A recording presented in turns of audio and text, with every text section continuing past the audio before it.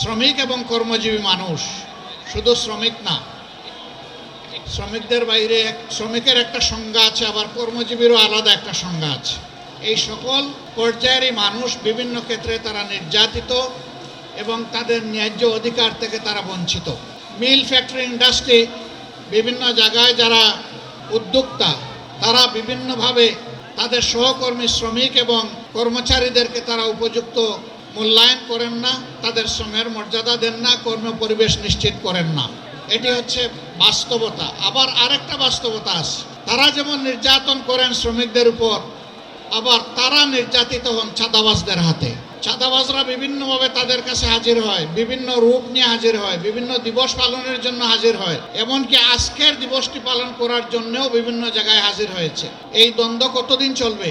আমরা চাই না এই দ্বন্দ্ব চলুক। আমরা চাই মালিক পক্ষ এটা বুঝবে, শ্রমিক বাঁচলে আমার শিল্প বাঁচবে, আমার ব্যবসা বাঁচবে। শ্রমিক যদি না বাঁচে আমার ব্যবসা এবং শিল্প বাঁচবে না। আবার শ্রমিকরাও বুঝবে, উদ্যোক্তা, মালিক, শিল্পপতি যারা আছেন তারা যদি বাঁচে তাইলে আমরাও বাঁচবো। কারণ আমার কর্মস্থলটাই যদি ধ্বংস হয়ে যায় আমি দাবিটা করব কার কাছে? এই জন্য উভয় পক্ষেরই এখানে দায় আছে, দায়িত্ব আছে। সত্যিকার অর্থে আমরা যদি একটি টেকসই বাংলাদেশ গড়তে চাই, একটি শান্তির বাংলাদেশ গড়তে চাই, তাহলে সমাজকে হাতে হাত ধরে পরস্পরকে সম্মান এবং ভালোবাসা দিয়ে এই সমাজকে গড়ে তুলতে হবে। যেদিন মালিকরা শ্রমিকদেরকে মন ভরে আদর করবেন এবং সম্মান দিবেন, তারা নিশ্চিত থাকতে পারেন শ্রমিক তার 16 আনার শক্তি উজাড় করে এই মালিকের পাশে থাকবে। আর শ্রমিক যতদিন পর্যন্ত অনুভব করবে যে আমার মালিক তো আমাকে মানুষই মনে করে না, আপনি ধরে নেবেন সেও আপনার শিল্পের সংরক্ষণের দায়িত্বও কিছু মনে করবে না। উভয় পক্ষ আমরা ক্ষতিগ্রস্ত হব। এই জন্য শ্রমিক কল্যাণ ফেডারেশনের মূল কাজটি হচ্ছে মালিক এবং শ্রমিকের সমন্বয়ে একটি দরদি, একটি পারস্পরিক ভালোবাসা এবং সম্মানের সমাজ গড়ে তোলা। আমরা সেই সমাজটাই দেখতে চাই। বাংলাদেশের কর্ম উপযোগী 70% মানুষ হচ্ছেন তারা কর্মজীবী, তারা শ্রমজীবী। 70% মানুষকে উপেক্ষা করে কোনো সমাজ সামনের দিকে এগিয়ে যেতে পারবে না। তবে এই যে কাঙ্ক্ষিত সমাজ আমরা যেটা চাই, যে সকলের সমন্বয়ে, সহযোগিতায়, পারস্পরিক বোঝাপড়ায়, সম্মান এবং ভালোবাসার ভিত্তিতে আমরা একটা টেকসই সমাজ গড়ব, সেই সমাজ আল্লাহর কসম, আল্লাহর আইন ছাড়া কোনো কিছু দিয়েই গড়া সম্ভব নয়। এটা দুনিয়ার প্রমাণিত সত্য। 150 বছর আগের এই দিনকে আজকে আমরা গভীর শ্রদ্ধায় পালন করছি, কিন্তু এই দিন পালন তো আমাদের বন্ধ হচ্ছে না। শ্রমিকদের কোথাও কোথাও অথবা অধিকাংশ জায়গায় হয়তো 8 ঘন্টার কর্মঘণ্টা আছে, কিন্তু 8 ঘন্টায় তাদের হাতে যে স্যালারি, যে বেতন, যে ভাতা তুলে দেওয়া হয়, এ দিয়ে তার নুন আনতে পান্তাও ফুরায় না, এইটুকুও সারতে পারে না। তাই বাধ্য হয়ে এক জায়গায় করে 8 ঘন্টা কাজ, আরেক জায়গায় গিয়ে করে 8 ঘন্টা কাজ। সে তো মেশিন নয় রে ভাই, সে তো একটা মানুষ, তারও একটা শরীর আমার মতো আছে, তারও কাজের চাপে ক্লান্তি আসে, তারও বিশ্রামের প্রয়োজন হয়, তারও পরিবারকে সময় দিতে হয়, কিন্তু তাদের জীবনটা অনেকটা অমানবিক জীবন। আমরা এই অমানবিক জীবনের অবসান ঘটাতে চাই এবং এই অমানবিক জীবনের অবসান তখনই ঘটবে যখন সত্যিকারে আমরা সবাই মিলে মানুষকে মানুষ হিসাবে গণ্য করব এবং সম্মান দেব। মিল, কারখানা, ফ্যাক্টরি, ইন্ডাস্ট্রিতে বেশিরভাগ জায়গায় ছোট্ট হলেও পুরুষদের জন্য এখন নামাজের ব্যবস্থা রাখা হয়, কিন্তু পুরুষদের পাশাপাশি এখন আমাদের নারীরাও কাজ করেন, মায়েরা, বোনেরা, কন্যারা কাজ করেন। তাদের জন্য ওই ধরনের নামাজের কোনো ব্যবস্থা রাখা হয় না। তারাও তো নামাজ পড়তে চায়। যারা নামাজ পড়তে চায় তাদেরকে আমি মালিক পক্ষের কাছে বিনীত অনুরোধ করব, মেহেরবানি করে তাদের ইবাদত পালনের আপনারা অংশীদার হন, এই সম্মানটুকু দেখান, তাদেরকে উপযুক্ত জায়গা তৈরি করে দেন।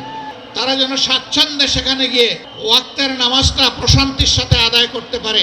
জুপে নয়, করিডোরে নয়, ফাঁকের মধ্যে দাঁড়ায় নয়, বরঞ্চ নামাজের জায়গায় গিয়েই যেন তারা নামাজটা আদায় করতে পারে। এখানে একটা বৈষম্য আমরা করেছি, এই জন্য মাপ চাই। অথচ এখনকার স্লোগান হচ্ছে বৈষম্য মুক্ত সমাজ চাই। বৈষম্যটা হলো আমরা স্টেজের উপরে বসা আছি, হোক এটা ট্রাকের উপরে, অসুবিধা নাই, আমরা একটু উঁচুতে, আপনারা সমতলে। আচ্ছা, এটাও মানলাম, হয়তো একে অন্যকে দেখার সুবিধা এই অ্যারেঞ্জমেন্ট করা হয়েছে, কিন্তু আপনাদের মুখটা সূর্যের দিকে আর আমাদের মুখটা ছায়ার দিকে। কষ্টটা আপনাদের বেশি হচ্ছে, দীর্ঘক্ষণ ধরে আপনারা বসে আছেন। এখানেও হয়তো বা আয়োজকদের এর বাইরে কিছু করার ছিল না, এই অনিচ্ছাকৃত যে বৈষম্য, আশা করি আল্লাহ তাআলা আমাদেরকে ক্ষমা করবেন, আপনারাও ক্ষমা করে দেবেন। শ্রমিকদের প্রতি আমার একটু ভালোবাসার অন্যরকম অনুভূতি আছে। আমি বিশ্বাস করি, অন্তর থেকে বিশ্বাস করি, শ্রমিকরা রক্ত পানি করা, ঘাম জড়িয়ে যে অর্থ জোগাড় করে এটা হালাল। সুতরাং তাদের গায়ের ঘামটা আমার কাছে আতরের মতো। আমি যখন কোথাও কোনো শ্রমিকের সংস্পর্শে যাই, কেউ কেউ তাদেরকে হাত মেলানো থেকে বিরত রাখতে চায়, আমি টান দিয়ে বলি, আসো ভাই, তোমার সাথে একটু বুক মিলাই, কারণ তোমার বুকের ঘামটা আমার জন্য আতর, সুগন্ধি, সৌভাগ্যের কারণ, তোমার রুচি হালাল। আল্লাহর হাবিব বলেছেন, ওই সমস্ত গরিব দুঃখী মেহনতি মানুষ সচ্ছল মানুষদের চাইতে 500 বছর আগে আল্লাহর জান্নাতে প্রবেশ করবে। আমি কেন তাদেরকে সম্মান করব না, কেন শ্রদ্ধা করব না, কেন ভালোবাসবো না? অবশ্যই আমাদেরকে ভালোবাসতে হবে। শ্রমিকদেরকে আমরা কিভাবে মূল্যায়ন করি, এই বিষয়টা আজকের স্টেজে একটা তার প্রতিচ্ছবি। আলহামদুলিল্লাহ, আমরা আসলেই মানুষের মধ্যে কোনো বৈষম্য দেখতে চাই না, এবং মানুষকে তার কর্ম, শ্রম কিংবা শিক্ষা অথবা পেশাগত জীবন দিয়ে আমরা বিবেচনা করতে চাই না। মানুষ আশরাফুল মখলুকাত। দল ধর্মের ঊর্ধ্বে উঠে আমরা মানুষকে সম্মান জানাতে চাই, এবং এরকমই একটা বাংলাদেশ গড়তে চাই। সেই বাংলাদেশটা আল্লাহর কোরআনের ভিত্তিতেই সম্ভব, রাসূল মকবুল সাল্লাল্লাহু আলাইহি সাল্লামের মাদানী শাসন ব্যবস্থার মাধ্যমে সম্ভব। বাংলাদেশ জামাতে ইসলামী এই সম্মান এবং শান্তির শাসন ব্যবস্থা কায়েম করার জন্য লড়াই করে যাচ্ছে। এই লড়াইয়ে আপনারা অংশীদার, গর্বিত অংশীদার। আপামর শ্রমিক জনতাকে এর সাথে সম্পৃক্ত করার এই লড়াই আপনাদেরকে অব্যাহত রাখতে হবে। শ্রমিক বোন এবং গৃহকর্মীদের উদ্দেশ্যে আমি একটা কথা বলতে চাই, আমাদের প্রতিপক্ষ আমাদের বিরুদ্ধে অপবাদ ছড়ায়, জামাতে ইসলামী ক্ষমতায় গেলে মহিলাদের আর কোনো কাজ করতে দেবে না, ঘর থেকে বের হতে দেবে না। আমরা আমাদের এই বোনদেরকে নিশ্চয়তা দিচ্ছি, তারা তাদের যোগ্যতা এবং পছন্দ অনুযায়ী কর্মক্ষেত্রে কাজ করবেন। এখন তাদের কোনো সম্মান নাই, তাদের কোনো মর্যাদা নাই, এবং তাদের কোনো নিরাপত্তা নাই।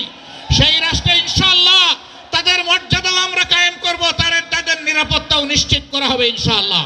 নারী পুরুষ সকলে মিলে এই স্ব কর্মক্ষেত্রে দেশের উন্নয়নে, দেশের স্থিতিশীলতায়, গতিশীলতায় আমরা সবাই মিলে ইনশাআল্লাহ অবদান রাখব। সেই সাম্যের সোনার বাংলাদেশ গড়ার সংগ্রাম সেই দিনই আমাদের থামবে, যেদিন মানুষের ঘরে ঘরে সুখ, শান্তি এবং মর্যাদা পৌঁছে যাবে। আল্লাহ রাব্বুল আলামিন সেই বাংলাদেশ গড়ার পথে, কোরআনের শাসন কায়েম করার পথে আমাদের সকলকে হাতে হাত মিলিয়ে, কাঁধে কাঁধ মিলিয়ে আমাদেরকে কাজ করার তৌফিক দান করুন। শ্রমিক কল্যাণ ফেডারেশনকে অন্তরের অন্তঃস্থল থেকে আজকের এই বিশাল সমাবেশে দাঁড়িয়ে দুটি কথা বলার সুযোগ করে দেওয়ার জন্যে আমি কৃতজ্ঞতা জানিয়ে, আপনাদের সকলকে ধন্যবাদ জানিয়ে আমার বক্তব্য এখানেই শেষ করছি। আল্লাহ হাফেজ। বাংলাদেশ জিন্দাবাদ। বাংলাদেশ শ্রমিক কল্যাণ ফেডারেশন জিন্দাবাদ।